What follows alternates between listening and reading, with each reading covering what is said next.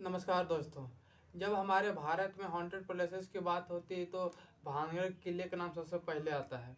राजस्थान में मौजूद 500 साल पुराना किला जो भानगढ़ किले के नाम से जाना जाता है, जहां पर लोग रात और दिन में जाने से भी डरते हैं और कहा यह भी जाता है कि जो भी रात के समय में उस किले के अंदर जाता है उसकी मौत हो जाती है। सरकार ने भी भानगढ़ किले में जाने से बैन कर रखा है। दोस्तों, भानगढ़ किले के निर्माण अमेरिकी शासक भगवान दास ने सन 1573 में अपने छोटे बेटे माधव सिंह के लिए किया था। उस समय इस किले में पूरी तरह से खुशहाल हुआ करता था, लेकिन एक ऐसी अनहोनी हुई कि इस किले की सारी खुशी हमेशा के लिए खत्म हो गई। आखिर पूरा गांव एक ही रात में कैसे उजड़ गया। लोगों ने यह भी बोला है कि रात के समय में चिल्लाने और चीखने और पायल की आवाज आती है। इसके बारे में लोगों ने अनेक प्रकार की कहानी बताती है, लेकिन जो सबसे ज्यादा फेमस है राजकुमारी रत्नावती की कहानी। जब इस किले का निर्माण कराया गया था तब इस किले में बेहद खूबसूरत राजकुमारी रहा करती थी। उस समय राजकुमारी रत्नावती की उम्र 18 वर्ष थी। रत्नावती इतनी खूबसूरत थी कि उनकी शादी के प्रस्ताव अनेक अनेक राज्य से आने लगे थे। जब राजकुमारी रत्नावती अपने सहेलियों के साथ बाजार गई और एक इत्र की दुकान पर रुकी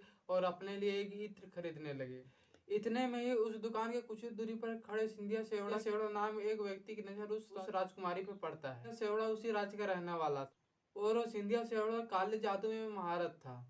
राजकुमारी रत्नावती की सुंदरता को देखते हुए सिंधिया सेवड़ा उस पर फिदा हो गया। राजकुमारी को जो इत्र पसंद आई थी, सिंधिया सेवड़ा ने उसे चालाकी से निकाल लिया और उसे काला जादू करके फिर उसी थैली में रख दिया। राजकुमारी रत्नावती जैसे ही इत्र लगाने वाली थी तो उनकी सहेली रोक लेती है और बोलती है कि इन पे काला जादू किया हुआ है। राजकुमारी उस इत्र को एक बड़ी चट्टान के ऊपर फेंक देती है और वह चट्टान सिंधिया सेवड़ा की ओर बढ़ने लगा और उनकी मौत हो गई। सिंधिया सेवड़ा मरने से पहले इस किले को श्राप दे कि यहाँ पे जितने भी लोग सारे लोग की मृत्यु हो जाएगी और उनकी आत्मा इसी किले में भटकती रहेगी। इस हादसे के कुछ ही समय बाद भानगढ़ और उनके करीबी राज्य आजमगढ़ के बीच युद्ध शुरू हो गया। आजमगढ़ के सेना बहुत शक्तिशाली होने के कारण से राजमहल में घुसने लगे और सारे लोगों को मारने लगे। तक राजकुमारी रत्नावती को भी मार देता है।